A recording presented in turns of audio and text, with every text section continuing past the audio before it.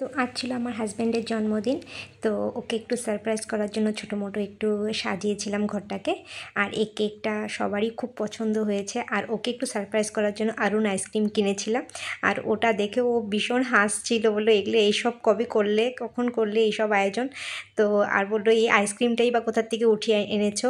তো এই নিয়ে সব হাসাহাসি চলছিল, আমরাও ভীষণ খুব মজা নিচ্ছিলাম ওর। আর সবচেয়ে বেশি ভালো লাগছিলো যে ও জিনিসটাকে নিয়ে এত এনজয় করছে। তো মানে ভাবতেই পারিনি যে আমরা এত কিছু করে বসবো। আর সবচেয়ে বড় যে আমার হেল্প হয়েছে, আমার এক পাশের যে নেইবার ছিল তাদেরকেও ডেকেছি, কারণ একা একা বার্থডে সেলিব্রেশন করবো কীরকম দেখায়। তাই ভাবলাম যে ঠিক আছে ওদেরকেও ডেকে নিই। তো ওরাও এসে খুব এনজয় করছিল, আমার ভীষণ ভালো লেগেছে। তারপর এখানে কেক কাটা শুরু হয়ে গেছে। তো এখানে কেক কাটা হচ্ছে।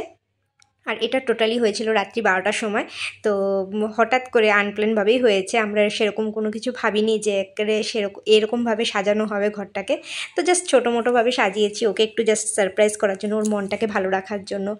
আর খুব ভালো লাগলো যে ও ভীষণ হ্যাপি হয়েছে এরকম মানে বার্থডেটা সেলিব্রেশন করে। আর তারপরে হলো আমরা অনেক মজা করছিলাম, হাসাহাসি করছিলাম। এই যে দেখো সবাই ওকে কেক খাওয়াচ্ছিল।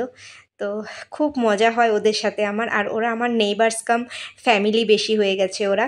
তো ভীষণ ওদেরকে ছাড়া মানে কোনো কিছু সেলিব্রেশন মানে ইনকমপ্লিট। তো যখনই কিছু হয় ওদেরকেই আমরা ডাকি। তো যাই হোক, খুবই ভালো লাগলো। আর তারপর চলছিল বেলুন ফাটা।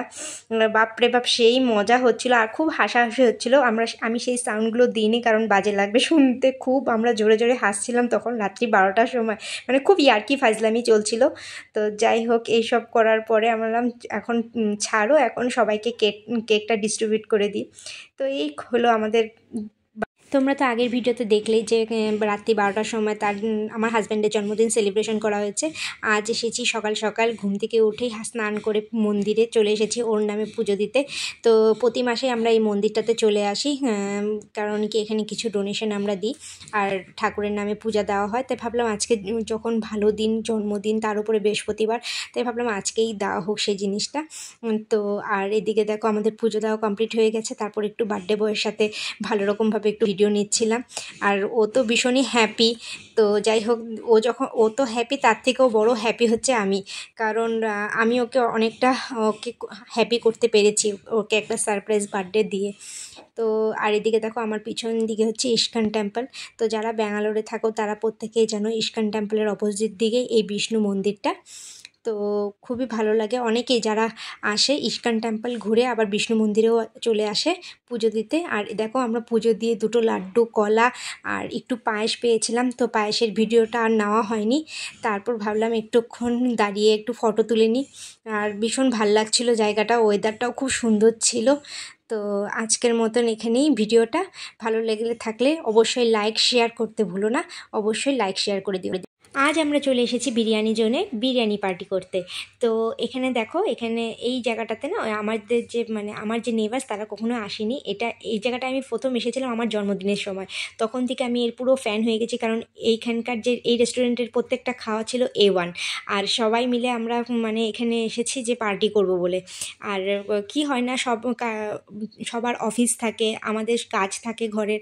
তো সব সময় সেরকমভাবে গল্পগুজব বা আড্ডা এরকম হয় না। তাই ভাবি যে সময়ের মাঝখানে যদি মানে সপ্তাহে একটা দিন যদি আমরা সবাই মিলে একসাথে একটু গেট টুগেদার করি তাহলে হয়তো খুব ভালোই হয়। তাই এখানে ছোটো ছোটো কিছু স্ন্যাক্স অর্ডার করেছিলাম, হ্যাঁ। আর ভেজ ননভেজ সবই ছিল। আর তারপরে ছিল বিরিয়ানির অর্ডার। কে কোনটা বিরিয়ানি খাবে, মাটন ছিল, চিকেন ছিল, এগ বিরিয়ানি ছিল, সব রকম টাইপের বিরিয়ানি অর্ডার করেছিল কেউ।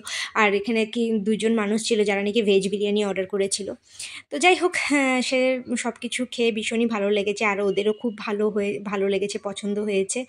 তো আর দিনটা ভীষণ ভালো কেটেছে, সবাই হই হুল্লোড় করে সেই মজা করে আমরা খাচ্ছিলাম।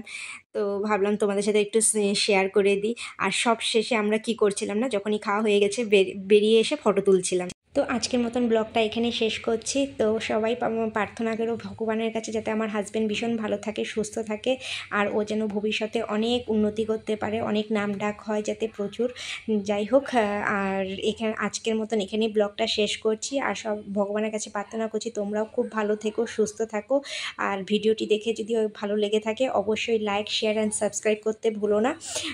Please do subscribe my channel. By.